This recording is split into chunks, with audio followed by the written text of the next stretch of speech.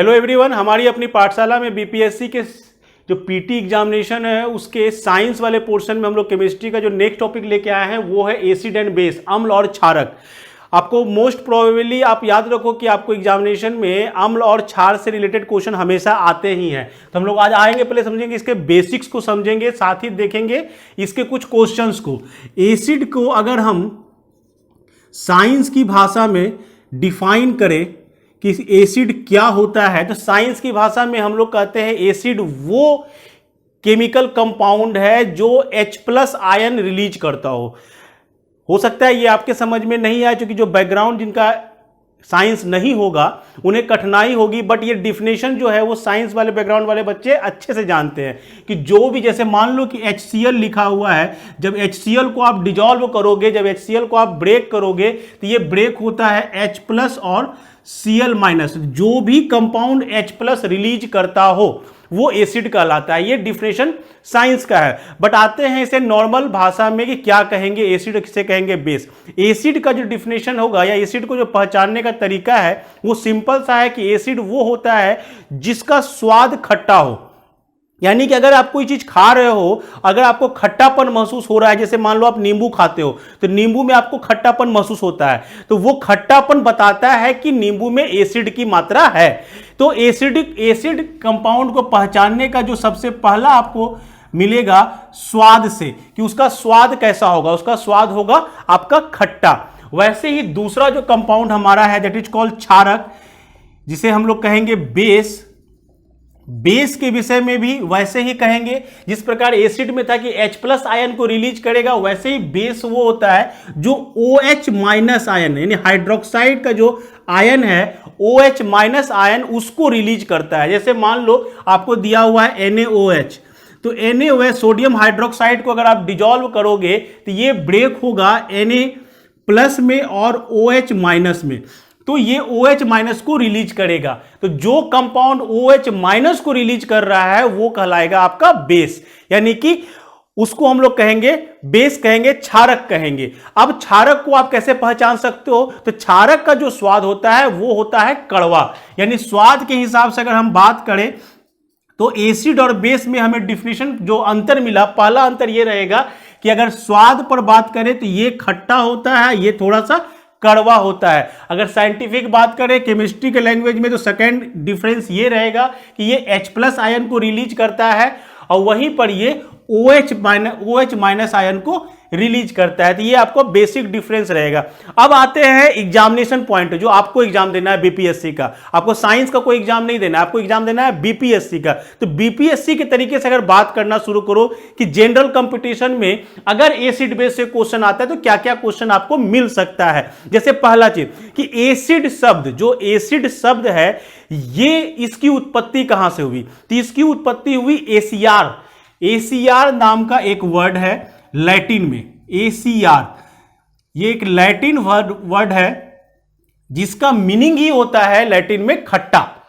तो एसीआर से बना एसिड। तो चूंकि आपको जनरल कंपटीशन देना है तो आपको इन तरह की चीजों को, क्वेश्चंस को हमेशा पॉइंट आउट करना होगा कि एसिड शब्द कहां से आया, तो लैटिन शब्द से आया। कौन सा शब्द था, एसीआर था। एसीआर का मीनिंग क्या होता है, वो होता है खट्टा।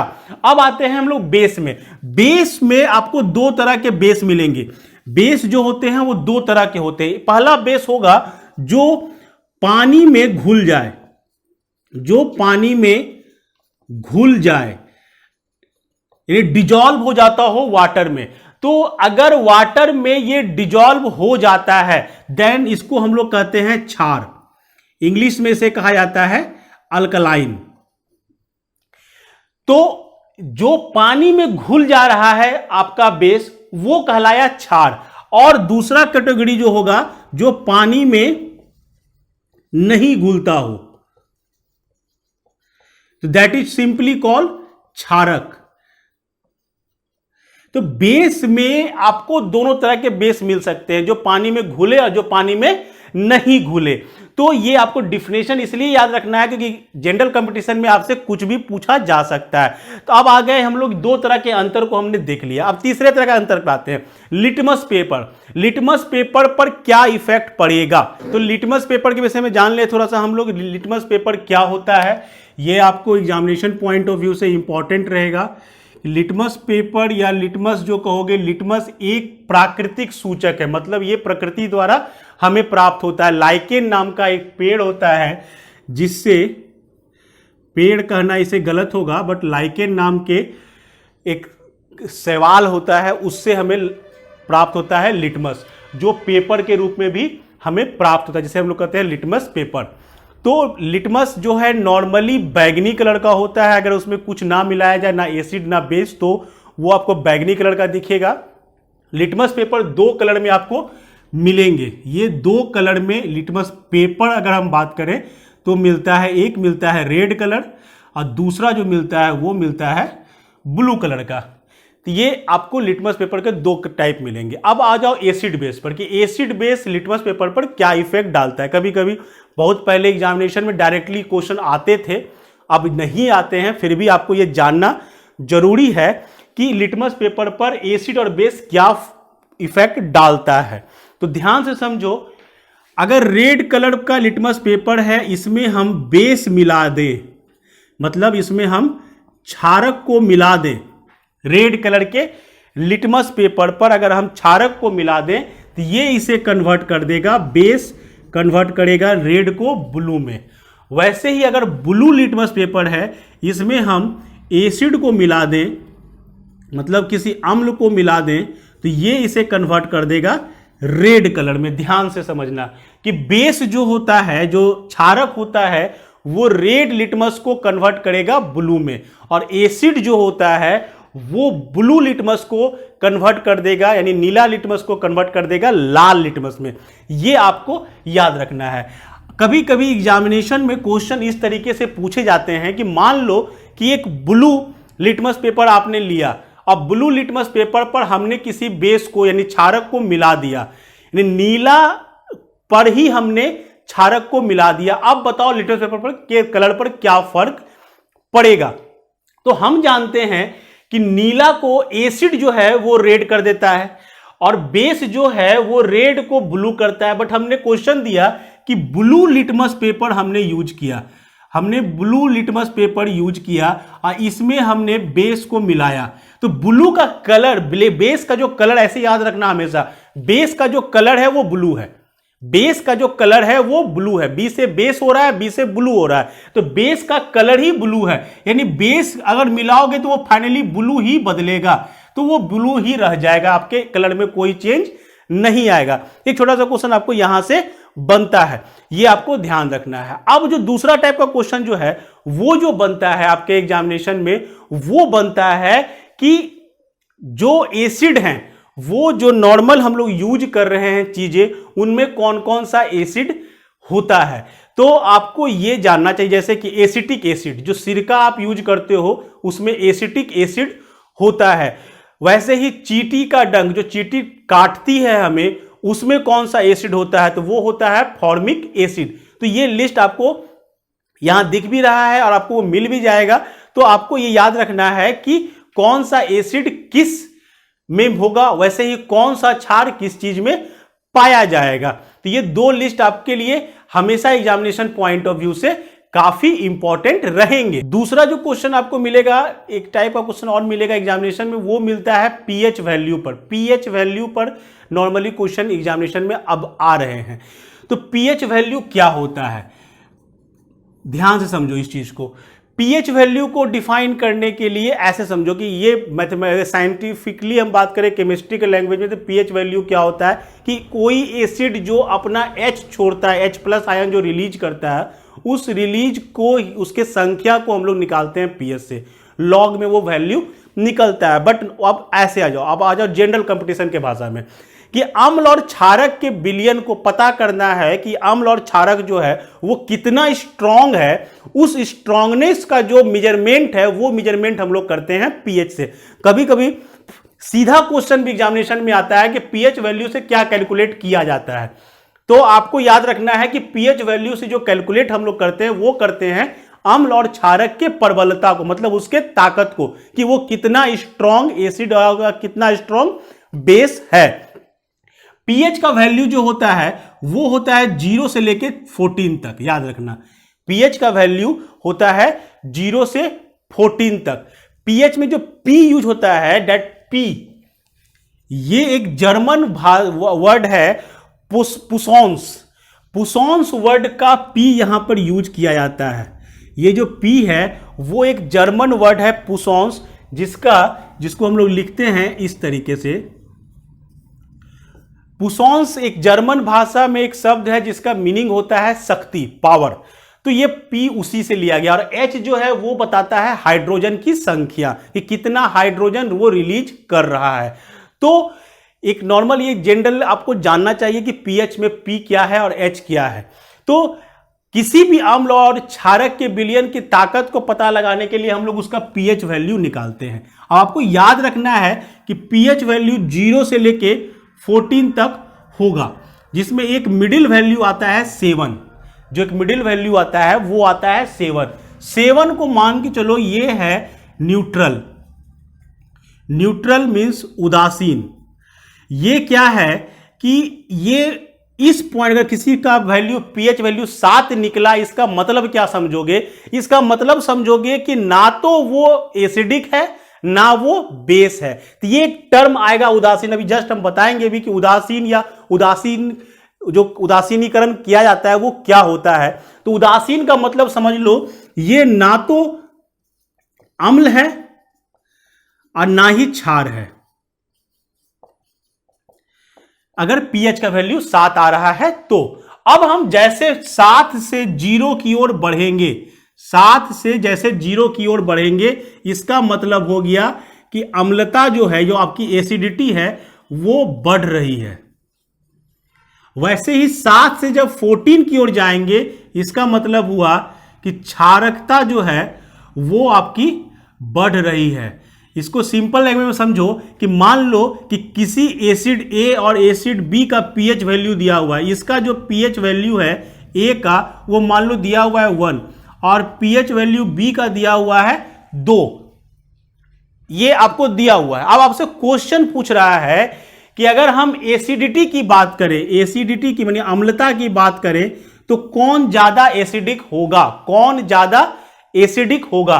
तो पीएच वैल्यू में याद रखना हमेशा कि जैसे जैसे पीएच का वैल्यू मतलब 1 2 1 आया, जो बड़ा होगा वैल्यू पीएच का वो कम एसिडिक होगा, और जो छोटा होगा वो ज्यादा एसिडिक होगा। मतलब क्या हुआ, जैसे यहां क्या था कि 7 से जब 0 की ओर जा रहे हैं, यानी घट रहा है संख्या मेरा, यहां 6 होगा, फिर 5 होगा, फिर 4 होगा, फिर 3 होगा, फिर 2 होगा, फिर 1 होगा, उसके बाद कहीं 0 होगा। तो जैसे जैसे संख्या घटेगी उसकी एसिडिटी बढ़ेगी। मतलब क्या हुआ, अगर एसिडिटी का ऑर्डर पूछ रहा है तो ए जो होगा वो मोर एसिडिक देन बी होगा। ए जो होगा वो मोर एसिडिक देन बी होगा। वैसे ही अगर पूछता कि बेसिसिटी बताओ, कि अगर पीएच वैल्यू 1 और 2 दिया हुआ है, आप बताओ कि बेसिक, अगर क्षारकता की ताकत पूछता कि बताओ कौन ज्यादा क्षारक होगा, तो ऑब्वियसली बी ग्रेटर देन ए होगा। यानी एसिडिटी के मामले में पीएच वैल्यू पर ध्यान देना हमेशा। अगर एसिडिटी पूछ रहा है तो जितना कम पीएच वैल्यू होगा उतना ही ज्यादा वो एसिडिक होगा।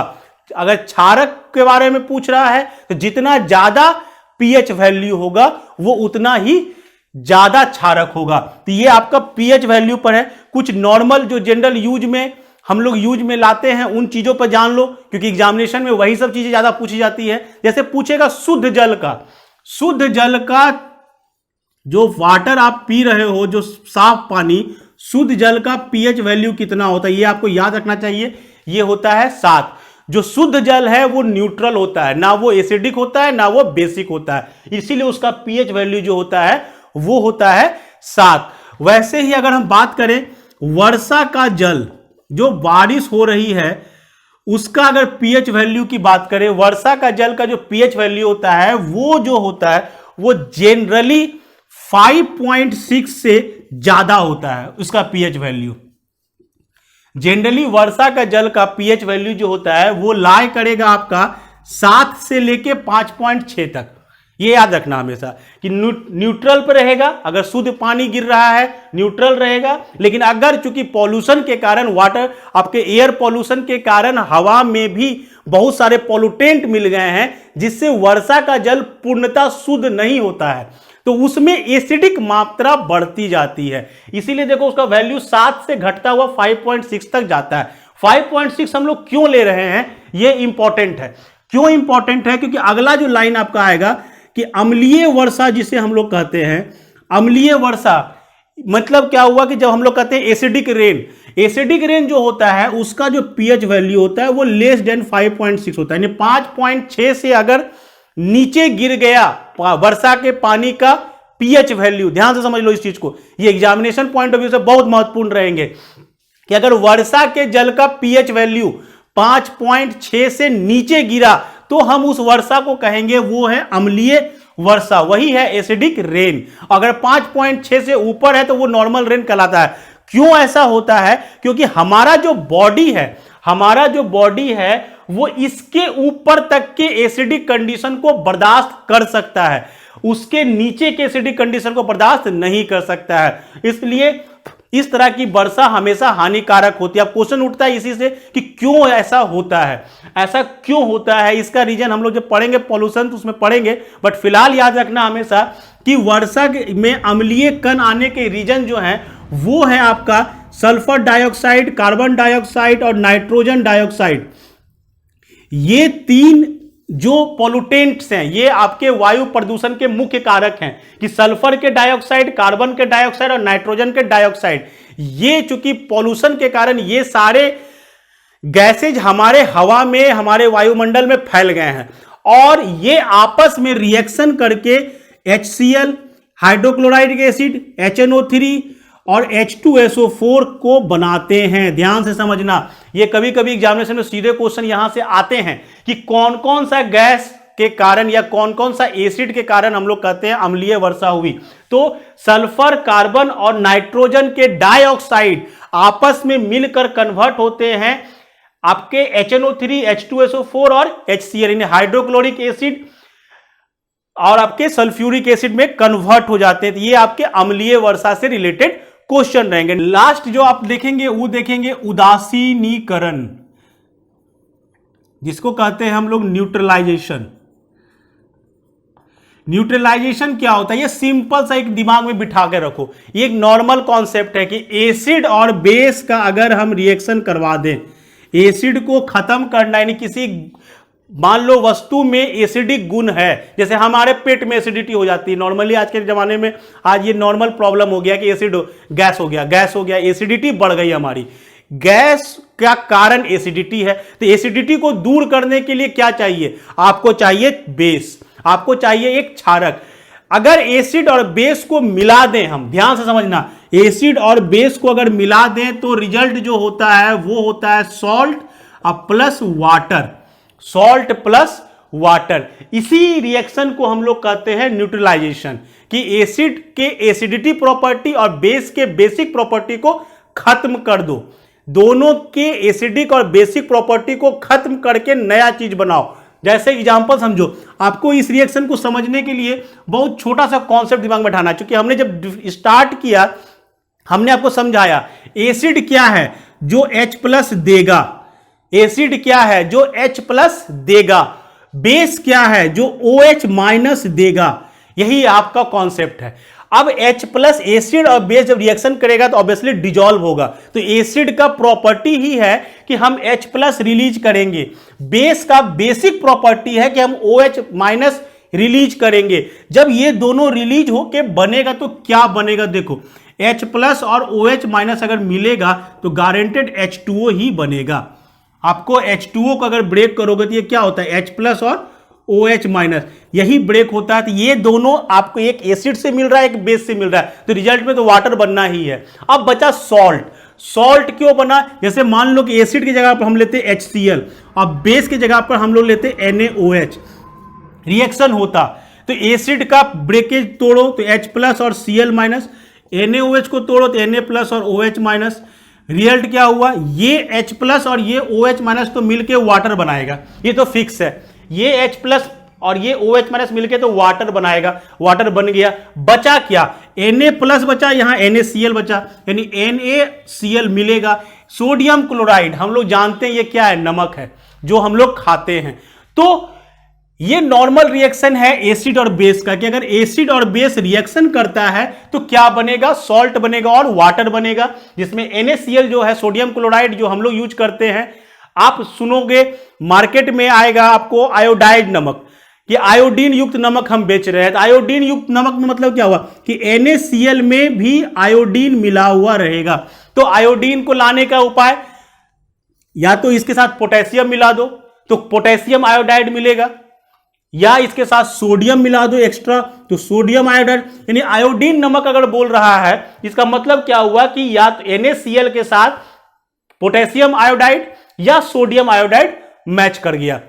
तो ये बेसिक कॉन्सेप्ट है आपके एसिड एंड बेस का, जो आपको लगभग हर एक एग्जामिनेशन में आपको कहीं ना कहीं एक आध क्वेश्चन दिखता ही दिखता है। जैसा लास्ट का ट्रेंड भी चल रहा है, जो लास्ट का ट्रेंड है कि आपके लास्ट 64th के पीटी में लगभग 17 से 18 क्वेश्चन गिरे थे साइंस से, आज जिसमें 11 क्वेश्चन केवल केमिस्ट्री का था। तो ये ट्रेंड चल भी रहा है कि अब केमिस्ट्री पर ज्यादा जोर दिया जा रहा है, और इस तरह के टॉपिक जिसका जनरल जीवन में हम लोग यूज कर रहे हैं या जो हमें दिख रहा है उससे क्वेश्चन खूब आ रहे हैं। तो ये एसिड बेस का आपका बेसिक कॉन्सेप्ट है। कुछ क्वेश्चन प्रीवियस पेपर के वो हम लोग देख लेते हैं। जैसे पहला क्वेश्चन है, पीएच एक मूल्यांक दर्शाता है, जो आपको हमने पहले भी बताया था। ये आपके एमपी पीएससी में आया था मध्य प्रदेश के एग्जामिनेशन में, कि पीएच जो वैल्यू आता है वो क्या बताता है। ऑप्शन है आपके, नेगेटिव से फोटो बनाने के काम में लाए जाने वाले रसायन का नाम, किसी घोल के अम्लता या क्षारीयता होने का मूल्यांक, ऑब्वियसली वही है, हम लोग जान रहे हैं अभी कि पीएच वैल्यू क्या बताता था हमारा, किसी अम्ल और क्षारक के विलयन का प्रबलता, उसका स्ट्रांगनेस। यानी आपका आंसर क्या हो जाएगा, पहला का आंसर आपका हो जाएगा जो वो होगा बी। सेकंड क्वेश्चन देखते हैं। सेकंड क्वेश्चन है कि रसायन उद्योग में कौन सा तेजाब, याद रखो कि एसिड को ही तेजाब भी कहा जाता है, तो पूछ रहा है कि जो केमिकल फैक्ट्रीज वगैरह होती है उसमें कौन सा तेजाब यूज किया जाता है। आपको ऑप्शन दिया हुआ है H2CO3, HNO3, H2SO4 और HCl। ध्यान देना, इसमें HNO3, H2SO4 और HCl तीनों आपके एसिड हैं, और जो जनरली यूज होता है, ऐसे दिमाग में बिठा कर रखो लोग कि HNO3 सबसे हाई पावर का एसिड आपका होगा, उससे थोड़ा नीचे जो होगा वो HCl होगा, उससे थोड़ा नीचे H2SO4 होगा। ये H2SO4 that is sulphuric acid, ये मोस्ट यूज्ड एसिड है जो आपको हर जगह दिखाई देती है। यह क्वेश्चन आपके बीपीएससी का ही है, तो इसका जो आंसर होगा वो हो जाएगा आपका सल्फ्यूरिक एसिड। थर्ड क्वेश्चन है जो अभी हमने जस्ट बताया ही था, बीपीएससी में भी ये क्वेश्चन आया हुआ है कि आयोडीकृत लवण में क्या रहता है। जो आयोडीन वाला नमक बिकता है मार्केट में, उसमें कौन सा आयोडीन रहता है, या मुक्त आयोडीन यानी सिंपली सिंगल आयोडीन। तो याद रखना हमेशा कि कोई भी जो आपका ये आयोडीन, क्लोरीन, फ्लोरीन जो सीरीज है, पीरियोडिक टेबल जब आप पढ़ोगे देखोगे ये सीरीज जो है ये हाईली रिएक्टिव होते हैं, तो ये कभी भी फ्री स्टेट में कहीं नहीं मिलेंगे, यानी मुक्त आयोडीन तो इसका आंसर कभी नहीं होगा। दूसरा है कैल्शियम आयोडाइड, हम इसको कॉन्सेप्ट बताना चाहते हैं, मतलब याद रखने के लिए मत समझो। कैल्शियम आयोडाइड CaI2, ध्यान से समझो, ये ऑप्शन है। फिर है मैग्नीशियम आयोडाइड MgI2, और फिर है पोटेशियम आयोडाइड Ki। अभी जैसा आंसर तो हमने बता ही दिया था कि पोटेशियम आयोडाइड होता है वो, बट क्यों ये आता है ध्यान समझ लो।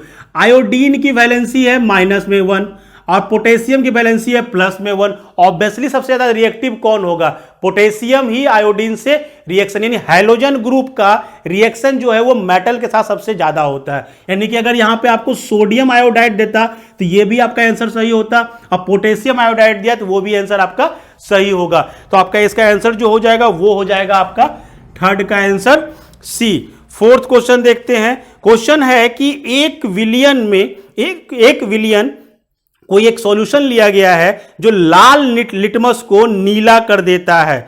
जो लाल लिटमस को नीला कर देता है, तो बताओ उसका पीएच वैल्यू क्या होगा।